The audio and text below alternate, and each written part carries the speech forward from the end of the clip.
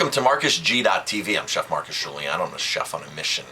Today's mission is sort of organics and business combined. So somebody just pointed out to me that Organic Avenue, the famed juice bar chain, closed in New York City just recently, or was in the process of closing. They filed for Chapter 11, Chapter 7, whatever, so they filed bankruptcy. I don't know the difference, 7 and 11. But they filed for bankruptcy, so I did a quick internet search, and of course I found juice chain Organic Avenue dries up, will close all of its locations. And of course, just recently, Pure Food and Wine, the famed raw food, organic, supposedly organic restaurant in New York City, closed. The reason I said supposedly organic, I had staged there several years ago, about 10 years ago, maybe 9 years ago. I went and volunteered. Stage is a term for chefs to go volunteer at a place to learn. So I went and staged there. I went and worked there a week for free just to learn more about raw foods. And at that time, they were not using organic foods. They were not using many organic foods at all, I should say. Okay. It was a big disappointment. They were using, of course, raw and fresh, but not much organic. And they had some criticism on that for a while, and I had heard that they had gone to using more organics for the price that they were charging. Same thing with Organic Avenue. Organic Avenue was not 100% organic. Now, I'm not saying that this is wrong, because these places offer far more organic than any other restaurant possibly could or would dare to. But to go into Organic Avenue and think that everything was 100% organic was misleading. Another raw food restaurant, Bonobos had closed several years ago. I used to love that place.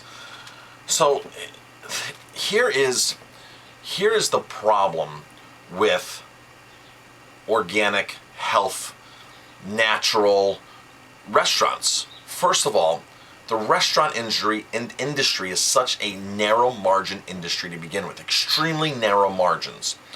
So the first example I do with the new staff member when they come on board is I take 100 pennies and put them on the bar, and I say, okay, for every dollar, for every 100 pennies that you're putting into my register, how much of those pennies do you think actually goes into my pocket that I can take home? And I say, this is my pay, and this is what I live on. This is what Marcus makes his living on. How much of this do you think goes into my pocket? And I got to tell you, I have never had one employee get it right or get close to being it right. Restaurants typically net in profit 5 to 10% on the high side. Of course, there's restaurants that are killing it at 20%, but that's wow. But you've got to do a ton of volume to do something like that, or have some kind of magic formula. So for every dollar that goes to my register, realistically, 5 cents, 4 cents out of that dollar is okay, yay, this is profit. Okay, we've got some money to play with. I can make a living. I can take a paycheck this week. And new staff, people coming in, will take 50-50. I'm like, man, 50-50 is awesome. They'll be 30 pennies in my pocket. So once you explain that it's a narrow margin business, they're like, oh my gosh, I had no idea. So for me, my restaurants are a labor of love. They really are a labor of love.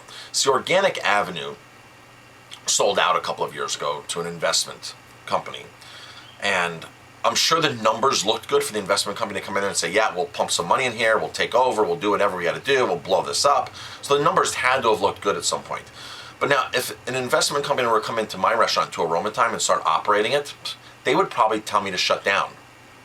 They would say, this isn't good, these aren't good ratios, this isn't, because comparatively speaking to other restaurants, I make less money.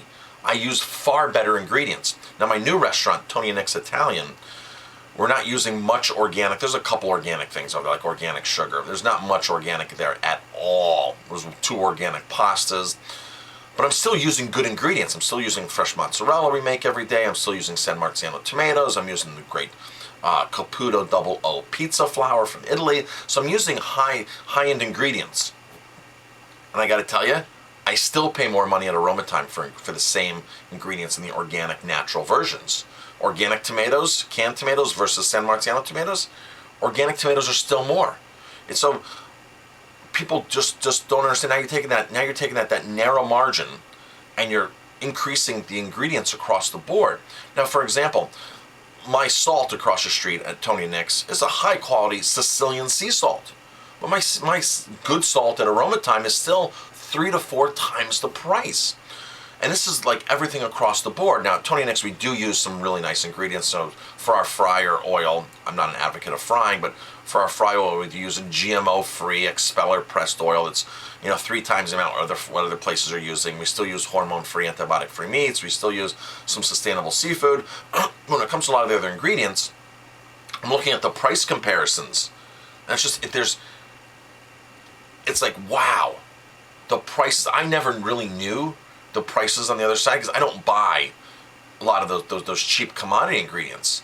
It's just like we never buy them at Aroma Time. So now I'm looking at the prices. I have these different. I'm dealing with a couple different vendors, and I'm like, whoa, this is like shocking. So now you take like Organic Avenue. And Organic Avenue, they did charge a lot. I did like Organic Avenue because they had a lot of great options. Organic Avenue did charge a lot for their juices, and I don't believe they were making their juices in-house. I think they made it like in a central commissary kitchen was where they made their juices, and they packaged them up and sent them out to all the stores.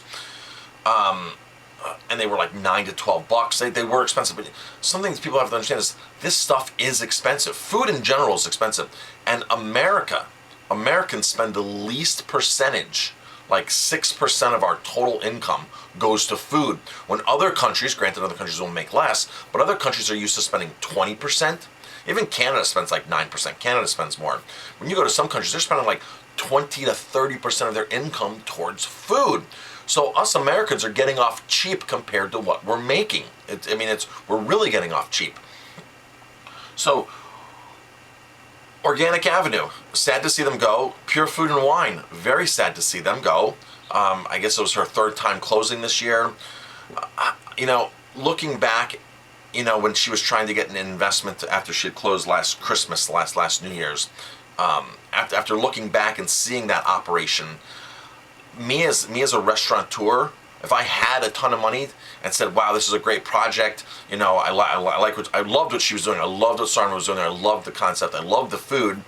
Bit pricey, loved it all, but I understand as a restaurateur what goes into all that. And working there a week in the kitchen, there's a lot that went into that food.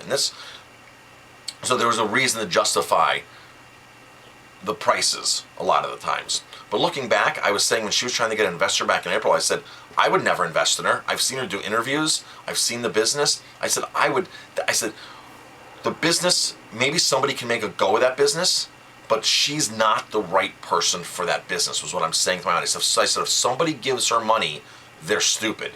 They're really, really stupid. And of course, somebody gave her money, and now she's closed, I guess, for the 3rd time this year. And of course, again, missing, MIA, and nobody knows where she is. Wages are not paid to employees yet, and it's a disaster. I did see the handwriting on the wall on that. Organic Avenue, you sell it to a big company, and that's what happens. You have a big company involved, they're strictly numbers driven.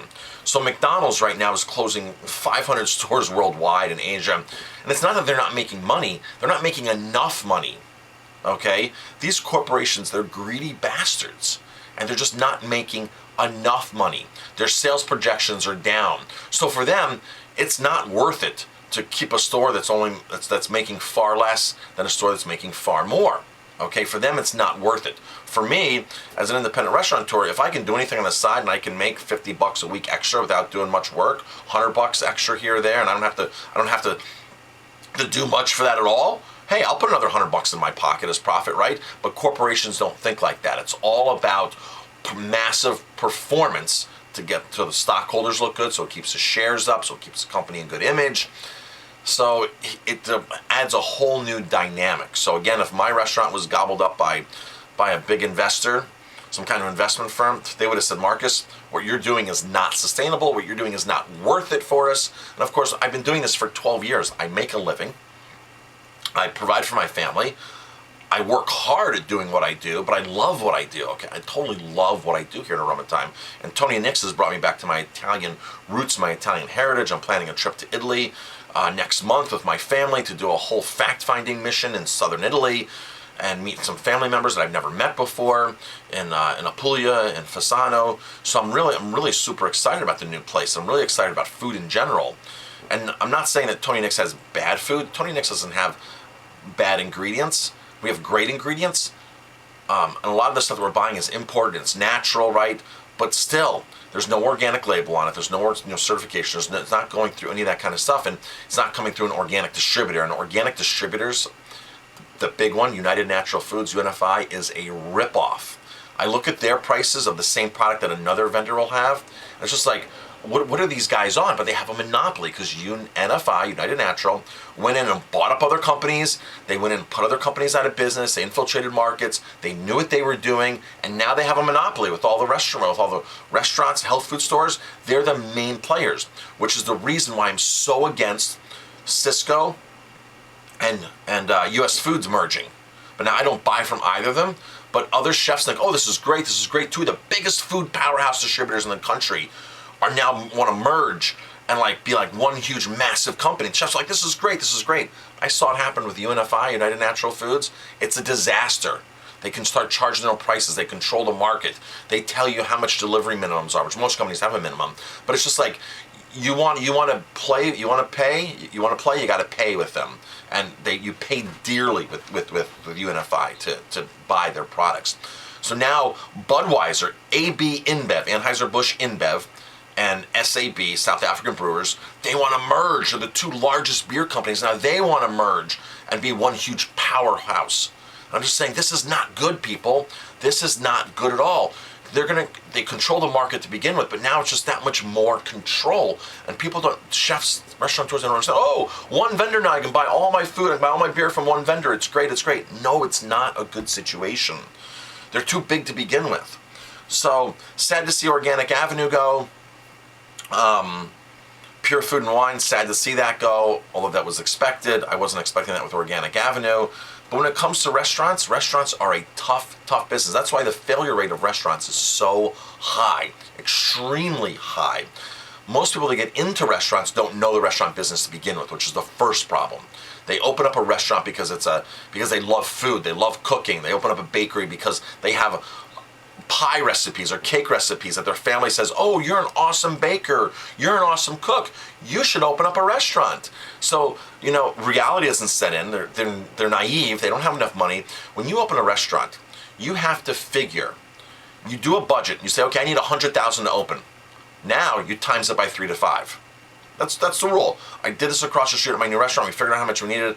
I told my business partner, I said, you got to times it by 3 to 5. No. And sure enough, you've got to times it by 3 to 5. Things always come up. You start shopping for equipment. All this equipment that we inherited, that we bought, we paid money for the equipment that was there. We started plugging it in, and nothing worked. Well, none of the coolers worked. It's like, okay, now we have to spend, $6, $7, $8 on all these coolers. Well, that wasn't in the budget, right? Because we paid money. Not that we paid much for these coolers, so it's no big loss, but you pay money and you think on paper, you think, well, I don't need this. This is already taken care of. This expense is already done. But in reality, now all of a sudden you got an $8,000 bill just pop up out of nowhere because you need more coolers. So people that go into restaurants don't know what they're doing to begin with. They don't have experience. And then they don't have enough money. And that's why the failure rate is just so astronomical. People think it's just cool to own a restaurant. People think, oh, wow, a zucchini in the store is like 50 cents. And if I grill it up and add a little olive oil and herbs, I can charge like $6 for that. I'm going to make a ton of money. Not the case at all. The case is, yeah, it's 50 cents. You're going to charge $5.